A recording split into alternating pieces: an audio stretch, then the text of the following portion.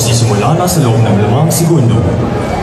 5, 4, 3, 2, 1. Nangunguna ka sa estasyong umarangkada, naglilingkod para lang sa masa. DSPC po! Nagbabalita saan mang sulok ng mundo. Bubulusok at aarangkada na. Mula sa bulwagang pambalitaan ng nangunguna at umarangkadang estasyong DSPC 951. DSPC, himpilang maasahan, boses ng kabataan, katotohanan para sa sambayanan. Ang himpilang ito ay kasapi sa KBP, kapisanan ng mga broadcasters ng Pilipinas. Magandang gabi, Pilipinas! Ngayon ay araw ng Biyernes, 23 ng Pebrero, taon na 2024. Oras sa hudyat na nga, kaibigan, ginagawang alas 6 ng gabi. Kami ang tambalang maghatid ng may init na balita. Renz Armelon at Queen Estrella. Magandang hapon, bayan! Ito ang numero 1 estasyong DSPC 951. Numero 1, Balitang Bago. Naghahatid ng mga balitang hubad sapagkat ang katotohanan ay hindi binibisa. DSPC, himpilang maasahan, boses ng kabataan, katotohanan para sa sambayanan. Sa ulo ng mga nagbabaga at bumubulusok na balita. Dating academic calendar sa Pilipinas, ibinalik. Peking scholarship ng DepEd, kalat online. Panghahak sa DepEd Regional Office, inaksyonan. Presyo ng mga pangunahing bilihin sa bansa, posibleng tumaas.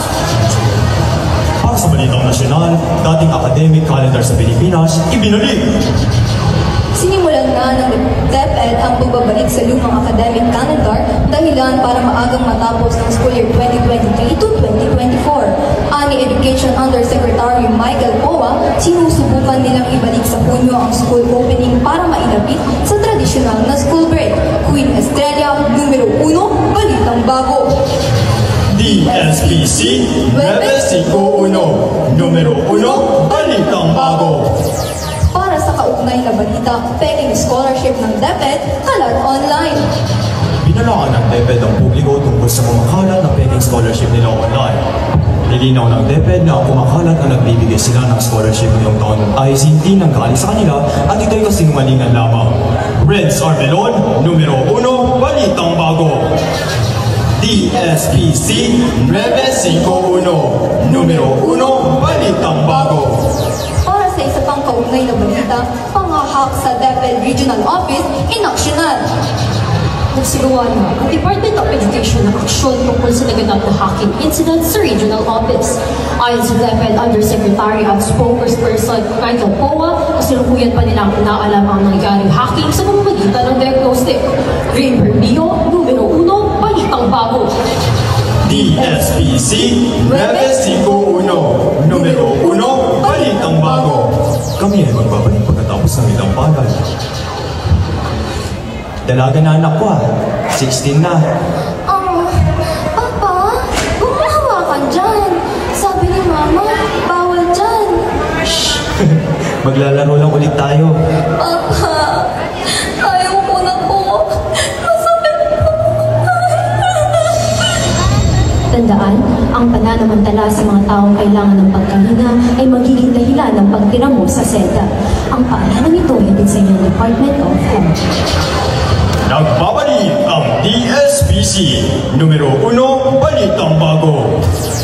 Para sa isa pang balitang nasyonal, presyo ng mga pangunahing bilihin sa bansa, posibleng tumaas. Nagbabala ang Department of Labor and Employment tungkol sa posibleng pagtaas ng mga presyo ng mga bilihin sa bansa. Ayon kay DOLE Secretary na si Bienvenida, nais nilang maniyak na walang manggagawa ang mawawalan ng trabaho dahil sa impact ng wage hike. Jane Cañedo, numero 1, Balitang Bago. DSPC 951. Numero 1, Balitang Bago. Muli, ito ang boses ng kabataan. Nagbabalita ng katotohanan para sa sambayanan. Oras natin ngayon mga kaibigan, ganap na 5 minutong makalipas ang alas 6 ng gabi. Kami ay nagbabalita at nagsasabi ang boses ng kabataan ang nangunguna sa balitaan. Ako si Renz Armelon, At ako naman si Queen Estrella, ito ang DSPC 951, numero 1, Balitang Bago, na nagsasabi ang katotohanan ay hindi binibisan. Magandang gabi, bayan.